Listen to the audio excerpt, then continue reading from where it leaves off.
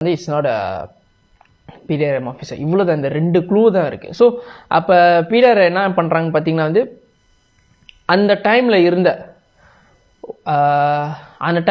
One of the best police டூவோ யாருன்னு பார்த்தீங்கன்னா வந்து அமிடோ அண்ட் அசீசன். இவங்க யாருன்னு பார்த்தீங்கன்னா அந்த டைம் 1994 இருந்தால் one of the best police officer. இவங்க கையில் போகிற கேசஸ் எதுவுமே வந்து ப்ரூஃபோட தான் வந்து கோர்ட் கேஸில் போய் செட்டில் ஆகும். ஸோ கிரிமினல்ஸ்லாம் வந்து என்ன ப்ரே பண்ணுவாங்கன்னா நினச்சிப்பாங்கன்னா வந்து என்னதான் ஆனாலும் நம்ம கேஸ் மட்டும் இந்த 2 பேர் கையில் போகவே கூடாது, ஏன்னா போனால் கன்ஃபார்ம் அவங்களுக்கு எதிரே மாட்டிக்குவாங்க.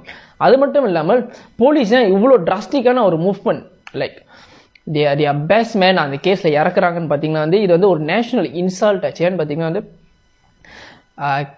ஏர்போர்ட் என்பது வந்து ஒரு நாட்டோட ஒரு என்ட்ரன்ஸ் மாதிரி. அந்த என்ட்ரன்ஸில் இருக்கிற ஜாமாக்கே வந்து செக்யூரிட்டி இல்லைன்னா அப்போ அந்த நாட்டில் உள்ள செக்யூரிட்டி எந்த லெவலில் இருக்கும். அது மட்டும் இல்லாமல் அந்த டைமில் இந்த பிரைம்